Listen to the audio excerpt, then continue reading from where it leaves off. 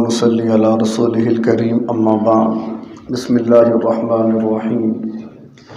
سورہ آل عمران قرآن مجید کی ترتیب کے لحاظ سے تیسری سورہ مبارکہ ہے۔ سورہ بقرہ اور سورہ آل عمران مضامین کے اعتبار سے ملتی جلتی صورتیں ہیں۔ اللہ کے نبی صلی اللہ علیہ وسلم نے ان دونوں صورتوں کو بڑی عظیم صورتیں قرار دیا ہے اور مزید فرمایا ہے کہ کل قیامت کے دن سورہ بقرہ اور سورہ آل عمران یہ بادلوں کی شکل میں وہاں آئیں گی اور حاضر ہوں گی۔ اس سورہ مبارکہ کا نام آل عمران رکھا گیا اس کی وجہ کہ اس صورت میں حضرت مریم علیہ السلام ان کے آباء و اجداد کا ذکر ہے جو کہ سارے آل عمران کہلاتے ہیں، اور پھر ایک آیت میں آل عمران کا ذکر بھی موجود ہے، تو اسی مناسبت سے اس سورہ مبارکہ کا نام سورہ آل عمران رکھا گیا۔ باقی یہ سورت مدنی ہے، جیسا پہلے میں نے عرض کیا تھا کہ ہجرت سے قبل جتنی بھی صورتیں اور قرآن نازل ہوا وہ مکی کہلاتا ہے، اور ہجرت مدینہ کے بعد جتنی بھی صورتیں اور قرآن نازل ہوا وہ سارے کا سارا مدنی قرآن کہلاتا ہے۔ زمانہ نزول کے حوالے سے اس کا نزول مختلف مواقع پر ہوا ہے۔ مثال کے طور پر ابتدائی سورت سے لے کر تقریباً چوتھے رکوع تک یہ جتنا بھی حصہ ہے سورہ آل عمران کا، یہ جنگ بدر کے بعد قریب کے زمانے میں نازل ہوا۔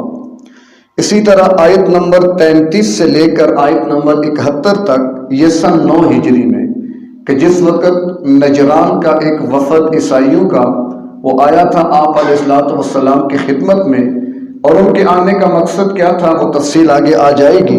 تو اس موقع پر جو آیات نازل ہوئی تھیں وہ بھی سورہ آل عمران کے اندر موجود ہیں۔ اسی طرح رکوع نمبر 7 سے لے کر رکوع نمبر 12 تک یہ جتنا بھی حصہ ہے یہ بھی بدر کے بعد ہی نازل ہوا ہے، اور رکوع نمبر 13 سے لے کر آخر تک یہ جنگ احد کے بعد نازل ہوا۔ تو یہ تھا سورہ آل عمران کے زمانہ نزول کے حوالے سے تفصیل۔ آگے اس سورہ مبارکہ میں خطاب کس کو ہے، تو جیسا ہم نے سورہ بقرہ کے مطالعے میں یہ بات سمجھی تھی کہ سورہ بقرہ کے اندر بھی خطاب دو گروہوں، دو جماعتوں کو تھا، ایک اہل کتاب اور دوسری اہل ایمان۔ پھر اہل کتاب کے اندر چونکہ دو طبقے آتے ہیں، ایک یہود کا اور ایک نصارہ کا، تو سورہ بقرہ میں زیادہ تر خطاب یہود سے تھا، جبکہ سورہ آل عمران کے اندر زیادہ جو خطاب ہے وہ نصارہ سے ہے، اور ساتھ ساتھ اہل ایمان کو بھی اس میں خطاب کیا گیا۔ اور نصارہ کے جیسے یہود کے حوالے سے ہم نے وہاں پر پڑھا تھا ان کی اخلاقی گراوٹ، اعتقادی گمراہیاں، خرابیاں، ایسے ہی نصارہ کے اندر بھی یہ ساری کی ساری چیزیں موجود تھیں، تو ان کو تنبیہ کی گئی کہ تم اللہ کے نبی اور اس کی کتاب قرآن پر ایمان لے آؤ، یہی اصل دین ہے، اس کو چھوڑ کر تم جس بھی راستے پر چلو گے وہ گمراہی کا راستہ ہے۔ اور اس کے مقابلے میں دوسرا گروہ اہل ایمان کا، کہ جس کو تحویل قبلہ کے بعد اللہ نے امت مسلمہ ہونے کا اعزاز دیا، کہ جس وقت قبلے کی تبدیلی کا حکم آیا تھا تو اسی وقت بنی اسرائیل کو بھی منصب امامت سے معزول کر کے امت مسلمہ کو تمام امتوں کی امامت کا درجہ دے دیا گیا تھا۔ تو گویا کہ اب وہ ذمہ داری جو بنی اسرائیل پر تھی جس کو وہ ادا نہ کر سکے، اے امت مسلمہ اب وہ ذمہ داری تمہارے سر پہ آ رہی ہے، لہٰذا اب تم حق کے علمبردار ہو، اور اسی طرح دنیا کی اصلاح کا ذمہ بھی اب تمہارے اوپر ہے۔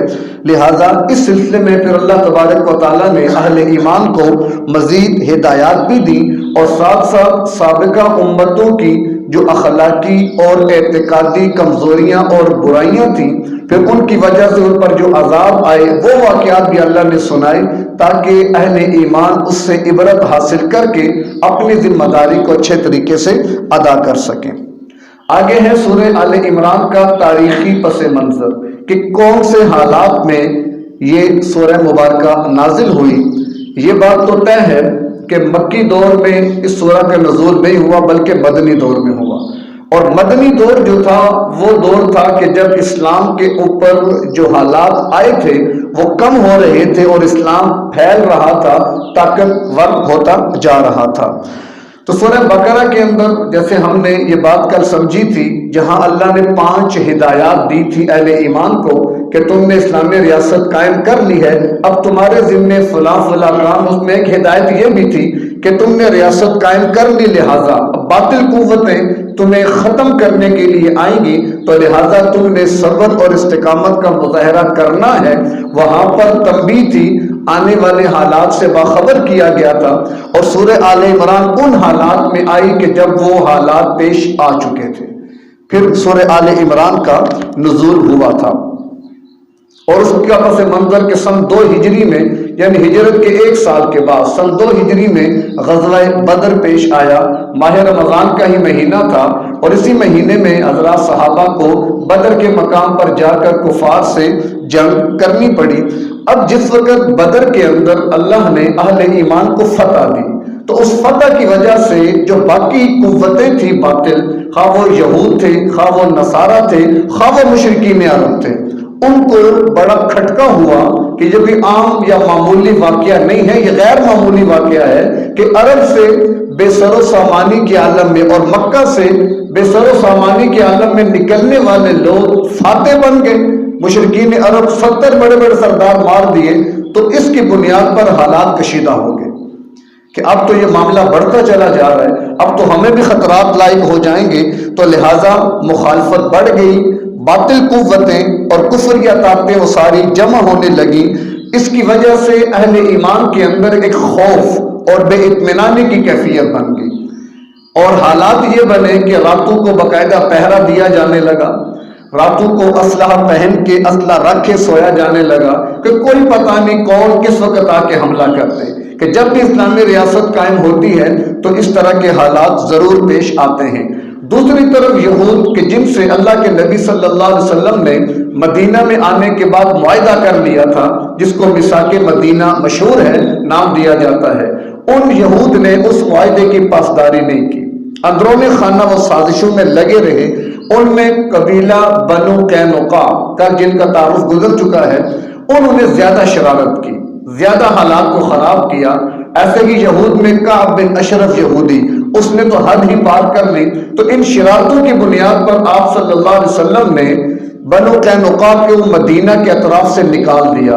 ان کے نکالنے کی وجہ سے ان کے غصے میں اور اضافہ ہو گیا، ظاہر ہے وہ طیش میں آ گئے، اور کفار کے ساتھ انہوں نے ساز باز کر کے گویا کہ بدر میں شکست وہ کھا چکے تھے۔ ادھر عرب کے مکہ کے اندر بھی صف ماتم بچھی ہوئی تھی کہ ہمارے 70 سردار مارے گئے، وہ گویا کہ انتقام کی آگ میں جل رہے تھے۔ ادھر وہ حالات تھے، ادھر کفر سارا جمع ہو رہا تھا۔ تو لہٰذا اسی کے پس منظر میں پھر سن 3 ہجری میں غزوہ احد پیش آ گیا کہ سورہ آل عمران میں غزوہ احد کے بارے میں بڑی تفصیل سے بیان کیا گیا۔ پس منظر اس کا مختصر سا یہ ہے کہ بدر کی شکست وہ ان کے لیے نہ ہضم ہونے والی چیز تھی، اور انہوں نے سارے مکہ میں اعلان کیا کفار نے کہ سارے اپنا اپنا مال لے کر آؤ، ہم اس سارے مال کو مسلمانوں کے خلاف جنگ میں استعمال کریں گے۔ اس بنیاد پر تقریباً 3000 کا لشکر تیار ہو کر، جس میں یہود بھی اور منافق بھی سارے آپس میں جمع ہو گئے، مدینے کی طرف حملے کا ارادہ کیا۔ ادھر سے آپ صلی اللہ علیہ وسلم نے صحابہ سے مشاورت کی، پھر اس کے بعد مدینہ سے نکل کر احد کے مقام پر وہاں پر جنگ پیش آ گئی۔ 1000 کا لشکر مدینہ سے چلا تھا، لیکن 300 منافقین جو تھے وہ پیچھے چلے گئے، کیونکہ اختلاف رائے ہوا تھا۔ آپ علیہ السلام چاہتے تھے کہ مدینہ کے اندر رہ کر لڑائی کی جائے، لیکن جو صحابہ تھے وہ جوش ایمان میں کہ ہم گھر میں نہیں، گھر سے نکل کے ان کا مقابلہ کریں گے، تو آپ علیہ السلام نے فرمایا کہ ٹھیک ہے۔ عبداللہ بن ابی منافق کی رائے بھی یہ تھی کہ مدینہ میں رہ کے لڑا جائے، لیکن جب آپ علیہ السلام زرہ پہن کر ارادہ کر چکے کہ اب ہم نے باہر جا کے لڑنا ہے، تو لہٰذا اب وہ بھی مجبور ہو کر چل پڑے۔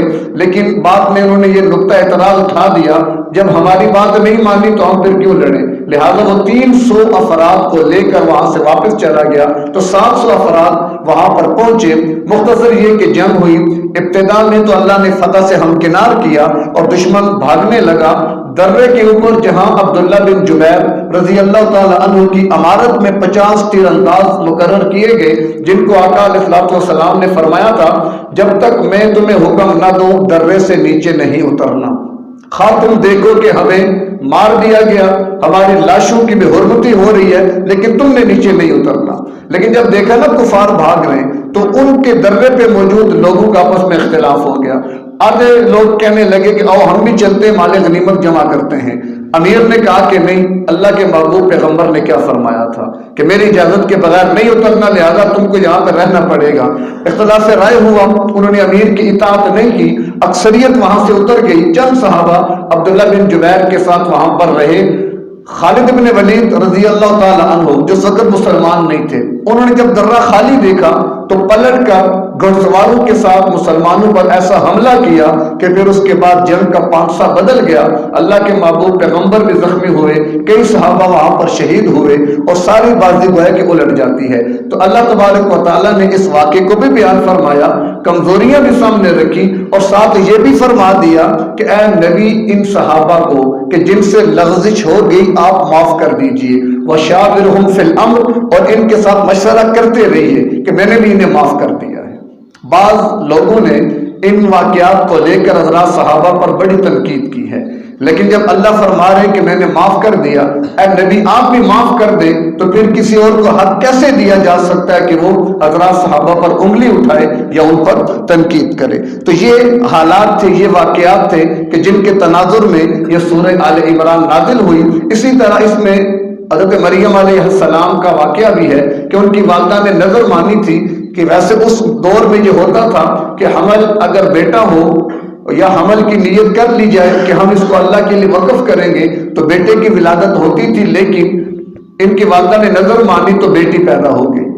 تو کہا کہ اب میں کیا کروں، لیکن نظر مانی ہوئی تھی تو لہٰذا بیٹی کو لے کر آپ بیت المقدس میں آ گئی کہ ان کے والد عمران وہاں پر امام تھے لیکن وہ وفات پا چکے تھے، تو وہاں جو موجود عملہ تھا انہوں نے کہا کہ یہ عمران کی بیٹی ہے، ہم اس کی کفالت کے لیے تیار ہیں۔ اور انہی میں حضرت زکریا علیہ السلام جو کہ حضرت مریم کے رشتے میں خالو لگتے تھے کہ حضرت مریم کی والدہ کی بہن حنا وہ زکریا علیہ السلام کے نکاح میں تھی، اور ویسے بھی خالہ ماں کے مقام پہ ہوتی ہے، تو زکریا علیہ السلام نے اس بنیاد پر کہا اس کی کفالت میں کروں گا، لیکن اس کو نہ مانا گیا۔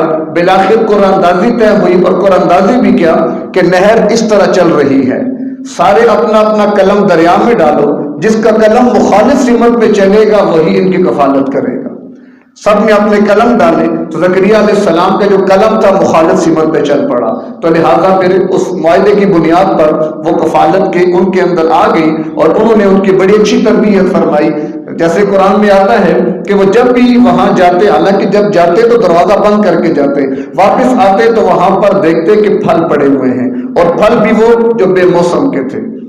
تو انہوں نے پوچھا کہ یہ کہاں سے آئے، تو انہوں نے جواب دیا کہ اللہ کی طرف سے۔ بعض علماء نے اس کی تعبیر یہ بھی لکھی ہے کہ وہ گفتگو ایسی کیا کرتی تھی کہ جو بڑی عجیب اور غریب ہوتی تھی، ان کی عمر سے بہت بڑی گفتگو۔ تو کہا کہ بے موسم کا پھل، کیا مانا کہ ابھی آپ کی اتنی عمر نہیں جتنی آپ گفتگو کرتی ہیں، تو یہ کہاں سے کر لیتی ہیں؟ تو کہا کہ یہ اللہ کی طرف سے ہے۔ تو اسی موقع پر زکریا علیہ السلام کے جو بڑھاپے کی دہلیز پہ تھے، ان کی اہلیہ بانجھ تھی، لیکن جب دیکھا کہ اللہ نے مریم کو بغیر موسم کے پھل دے دیے تو کہا کہ اللہ پھر مجھے اولاد کیوں نہیں دے سکتا؟ فوراً اللہ سے دعا کی کہ یا اللہ تو مجھے بھی اولاد کی نعمت سے عطا کر، اگرچہ میں اور میری گھر والی اس موسم سے نکل چکے ہیں لیکن تو اسباب کا محتاج نہیں ہے۔ یہاں سے اتنی بات سمجھ میں آتی ہے کہ اولاد دینا یا نہ دینا اختیار کس کا ہے؟ اللہ کا۔ اللہ کے ماں سوا کوئی کسی کو اولاد نہیں دے سکتا۔ ہمارے معاشرے میں بعض قبریں، بعض دربار، بعض مزار ایسے مشہور ہیں کہ جن کی اولاد نہیں ہوتی، وہ وہاں چلے جائیں تو ان کو اولاد ملتی ہے، فلاں پیر سے مانگے تو اولاد ملتی ہے۔ پیغمبر سے بڑا پیر کوئی نہیں ہوتا دنیا میں، کہ جب پیغمبر کی اولاد نہیں ہوئی، ہنالک دعا زکریا ربہ، تو وہاں پر پھر زکریا نے رب کو پکارا کہ یا اللہ تو مجھے بھی اولاد دے۔ تو اللہ تبارک و تعالیٰ نے خوشخبری سنائی کہ ہم آپ کو اولاد کی نعمت عطا فرمائیں گے۔ تو یحییٰ علیہ السلام بطور اولاد اور بیٹے کے ان کو عطا کیے گئے۔ تو بہرکیف عقائد کی اصلاح بھی بہت ضروری ہے، اور تو یہ کچھ واقعات تھے کہ جن کے ضمن میں یہ آپ سمجھ لیں کہ سورہ آل عمران آئی ہے مختلف مضامین، یعنی کچھ بدر کے بعد کے حالات، کچھ احد کے حالات، اور اسی طرح حضرت مریم علیہ السلام کا واقعہ، اور تقریباً زیادہ خطاب نصارہ سے ہے، کہ جیسے وہاں بنی اسرائیل سے خطاب تھا کہ اللہ کے نبی صلی اللہ علیہ وسلم موسیٰ علیہ السلام کے دور میں نہیں ہے، 2000 سال کا عرصہ بیت چکا ہے، اس کے باوجود وہ تمہیں صحیح خبر دے رہے ہیں۔ یہ اس بات کی دلیل ہے کہ یہ خبریں خود سے نہیں دے رہی، کوئی ہے ایسی ہستی جو ان کو 2000 سال پہلے کے بھی حالات بتا رہی ہے، تو یہی ان کے نبوت پر بہت بڑی دلیل۔ ایسے ہی عیسیٰ علیہ السلام کے حوالے سے جتنے بھی تفصیلات تھیں وہ آپ علیہ السلام نے بیان فرمائی کہ جن کا تذکرہ سورہ آل عمران کے اندر موجود ہے۔ آگے ہے مضامین اور اس میں مباحث، تو کل 4 مضمون سورہ آل عمران کے اندر بیان کیے گئے۔ نمبر 1 توحید، نمبر 2 رسالت، نمبر 3 جہاد، اور نمبر 4 انفاق فی سبیل اللہ۔ یہ 4 موضوعات ہیں کہ جو بیان کیے گئے اور انہی عنوانات کو دلائل کے ساتھ ثابت کیا گیا۔ آگے مضامین کی تقسیم ہے، تو اس میں سورہ آل عمران کے 3 حصے کیے مفسرین کرام نے کہ پوری سورت کے 3 حصے ہیں۔ پہلا حصہ ابتدا سے لے کر آیت نمبر 63 تک، اس میں توحید کو ثابت کیا گیا، اور اس کے ضمن میں پھر 3 ابواب قائم کیے گئے کہ جن میں مختلف مباحث ہیں کہ جن کا تعلق توحید سے، اخروی دنیا سے، ایسے ہی تخویف، ان کو ڈرانا، دنیا سے بے رغبتی، آخرت کا شوق وغیرہ، یہ سارے مضامین اس کے ضمن میں آتے ہیں۔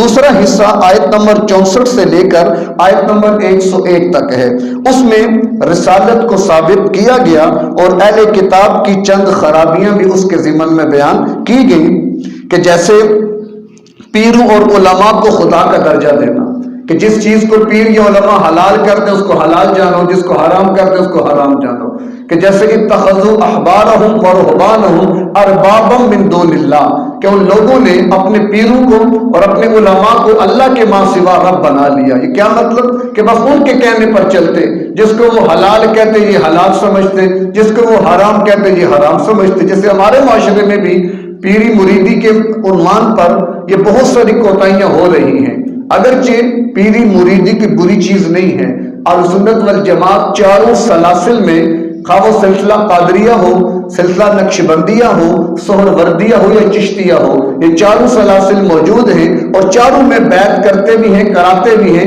لیکن اس کے اصول ضابطے کتابوں میں لکھے ہوئے ہیں۔ آج کل جو یہ ہوا چل پڑی ہے کہ ہر ایرا غیرہ پیر بن کے بیٹھ جاتا ہے اور پوری قوم اس کے پیچھے چل پڑتی ہے، یہ کوئی معیار نہیں ہے۔ اب اس کا معیار کیا ہے وہ انشاءاللہ کبھی کسی موقع پر تفصیل سے آپ کے سامنے رکھیں گے کہ ولایت یا طریقت یا تصوف اس کی بنیاد کیا ہے اور کون کس بنیاد پر اللہ کا ولی کہلائے گا، اور اس کے پھر آگے ضابطے، اس کے ثمرات اور اس کے نتائج کیا ہوتے ہیں۔ اسی طرح اہل ایمان کو گمراہ کرنا یہ بھی نصارہ کی ایک معاملے تھے، تو لہٰذا آج ہمارے معاشرے میں بھی خاص طور پر میڈیا، خواہ سوشل میڈیا ہو، خواہ الیکٹرانک میڈیا، خواہ پرنٹ میڈیا، ہر جگہ پر اپنے ہی ہیں۔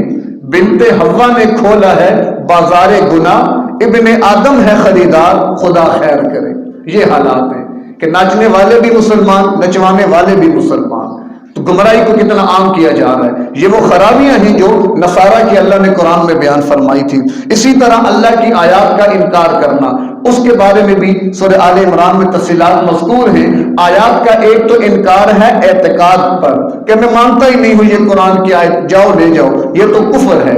اور ایک انکار کیا ہے کہ احکامات کو نہ ماننا، نماز پڑھنے کا حکم ہے ہم نہیں پڑھتے تو یہ انکار ہے، روزہ رکھنے کا حکم ہے ہم نہیں رکھتے یہ انکار ہے، عورتوں کو پردے کا حکم دیا گیا اگر عورت پردہ نہیں کرتی تو یہ انکار ہے، تو لہٰذا یہ کام وہ لوگ بھی کیا کرتے تھے۔ ایسے ہی حق اور باطل کو آپس میں خلط ملط کر دینا، گڈ مڈ کر دینا، جیسے آج کل ہمارے منبر و محراب سے ایسا ہوتا ہے کہ مولوی صاحب بیٹھے بات کرنے کے لیے عوام کے مزاج کو دیکھا، حق اور باطل کو ایسے گڈ مڈ کر کے پیش کر دیا کہ واہ واہ بھی ہو گئی اور جیب بھی بھر گئی اور پیٹ کا بھی سامان ہو گیا۔ کیوں؟ اگر ایک طرف کی بات کریں گے جو حق ہوگی تو شاید 10 میں سے 9 مخالف ہو جائیں، لہٰذا ہم نے مخالفت نہیں پالنی، ہم نے سب کو لے کے چلنا ہے۔ لیکن میں نے یہ عرض کیا کہ یہ شریعت کا مزاج نہیں ہے۔ شریعت کا مزاج کیا ہے کہ اللہ، اس کے نبی اور شریعت کو لے کر چلو۔ اس کی بنیاد پر اگر ساری دنیا بھی مخالف ہوتی ہے تو تمہیں پرواہ نہیں کرنی چاہیے۔ کیوں؟ حق جو ہے اس کے بارے میں کوئی کمپرومائز نہیں ہے۔ تو اس کو یعنی حق اور باطل کو خلط مت کرنا، اس کو اللہ نے مذمت کے طور پر بیان فرمایا ہے۔ اور اسی طرح اس کا تیسرا حصہ جو آیت نمبر 107 سے آخر سورت تک ہے، اس میں جہاد اور انفاق فی سبیل اللہ کا بیان کیا گیا۔ اسی کے ضمن میں دو تین مباحث اور بھی ہیں، جن میں ایک تو ذالک من انباء الغیب نوحیہ الیک وما کنت لدیہم اذ یختصمون، یعنی یہاں پر علم غیب، اس کے بارے میں اللہ تبارک و تعالیٰ نے فرمایا ہے کہ یہ جتنے بھی میں آپ کو حالات اے نبی سنا رہا ہوں، یہ غیب کی خبریں ہیں کہ جن کے بارے میں آپ کو علم نہیں تھا۔ یعنی یہاں پر یہ بات سمجھتے جائیں، ایک ہوتا ہے علم غیب اور ایک ہوتا ہے خبر غیب، ان دونوں میں بڑا فرق ہے۔ علم غیب وہ ہوتا ہے کہ جو کسی بھی ذات کو کسی بھی واسطے کے بغیر حاصل ہو، وہ علم غیب ہوتا ہے، یعنی جو علم کسی واسطے کا محتاج نہ ہو، تبھی تو غیب کا علم کہلائے گا نا۔ جبکہ خبر غیب کہ جب درمیان میں واسطہ آ جائے، تو اس معنی کے لحاظ سے عالم الغیب ذات صرف اللہ کی ہے۔ ہاں، انبیاء نے غیب کی خبریں ضرور دی ہیں، لیکن غیب کی خبر کی بنیاد پر کسی کو عالم الغیب قرار دینا یہ جہالت اور حماقت ہے۔ کیوں؟ لفظ علم اور لفظ غیب پورے قرآن میں اکٹھے جہاں بھی آئے ہیں وہ صرف اللہ کے لیے آئے ہیں۔ اللہ کے غیر کے لیے اگر لفظ علم آیا ہے تو وہاں سے لفظ غیب کو ہٹا دیا گیا۔ وَعَلَّمَكَ مَا لَمْ تَكُنْ تَعْلَمْ، اے نبی ہم نے آپ کو سکھایا وہ جو آپ نہیں جانتے تھے۔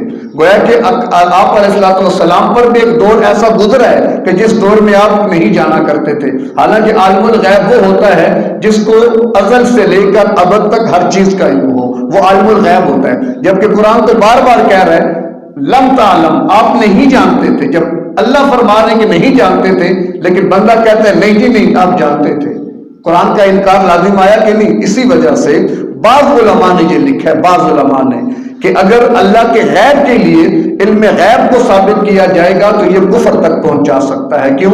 اس میں بہت سی آیات قرآنیہ کا انکار لازم آتا ہے۔ ایسے ہی وما کنت لدیہم، اے نبی آپ وہاں پر حاضر نہیں تھے کہ جس وقت انہوں نے کلمے اس نہر کے اندر ڈالی تھی۔ تو گویا کہ آپ کے حاضر ناظر ہونے کی بھی یہاں پر نفی ہو رہی ہے، کیونکہ حاضر وہ جو موجود ہو، ناظر پھر دیکھ بھی رہا ہو، اور یہ صفت کہ ہر وقت ہر جگہ حاضر اور ہر جگہ ناظر وہ صرف اللہ کی صفت ہے، اللہ کے ماں سوا کسی کی یہ صفت نہیں ہے۔ لہٰذا اس بنیاد پر یہ نہ کہا جائے کہ اگر مثال اللہ کے ماں سوا آقا صلی اللہ علیہ وسلم کو اگر عالم الغیب نہ مانا تو ان کی تنقیص شان ہو جائے گی، یا ان کو حاضر ناظر نہ مانا تو ان کی شان کم ہو جائے گی، یہ ہماری غلط فہمی ہے۔ آپ عبد ہیں، اللہ اللہ ہے، یہ بات پہلے میں عرض کر چکا ہوں کہ یہ فرق مراتب جو ہے اس کا لحاظ رکھنا بہت ضروری ہے۔ کہیں پر بھی آپ جب سرحد کو عبور کریں گے، دنیا کا بھی قانون کیا ہے، آپ بارڈر کراس کریں گے تو آپ کو شوٹ بھی کیا جا سکتا ہے۔ تو اللہ نے بارڈر مقرر کیے ہیں ہر چیز کے، اور ان کو کراس کرنے سے اللہ نے سختی سے منع فرمایا ہے۔ تو لہٰذا اپنے عقائد کی اصلاح قرآن و سنت کی روشنی میں بہت ضروری ہے۔ دوسری چیز نزول عیسیٰ اور حیات عیسیٰ، یہ بھی سورہ آل عمران میں ثابت ہے کہ عیسیٰ علیہ السلام آسمانوں پر زندہ ہیں اور قرب قیامت دوبارہ اتریں گے۔ لہٰذا آج بہت سے لوگ اس کا انکار کرتے ہیں، اپنے مسلمانوں میں سے بھی، کہ عیسیٰ علیہ السلام گئے بس ختم ہو گئے۔ ایسی بات نہیں ہے، وہ دوبارہ تشریف لائیں گے۔ اہل سنت والجماعت کا یہ متفقہ عقیدہ ہے۔ اور اسی طرح آخری بات کہ جو آیت نمبر 102-3 میں اللہ نے فرمائی ہے کہ یوم تبیض وجوہ و تسود وجوہ، کل قیامت میں بعض لوگوں کے چہرے روشن ہوں گے اور بعض کے چہرے سیاہ ہوں گے۔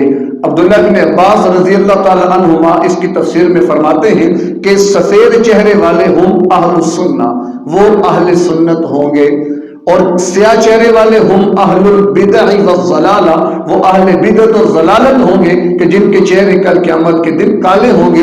اس کے علاوہ بہت ساری تفاسیر اس کے ضمن میں بیان کی گئی ہیں۔ تو خلاصہ ساری سورہ آل عمران کا یہ ہے کہ بنیادی طور پر 4 مضامین ہیں: توحید، رسالت، جہاد اور انفاق فی سبیل اللہ، اور اس کے ضمن میں جتنی بھی تعلیمات کہ جن کی بنیاد پر ہم ان مضامین کو عملی زندگی میں لا سکتے ہیں وہ ساری تفصیلیں اللہ نے بیان فرمائی ہیں، تو اللہ ہمیں یہ سمجھ کر ان پر عمل کی توفیق عطا فرمائے۔ وآخر دعوانا ان الحمد للہ رب العالمین۔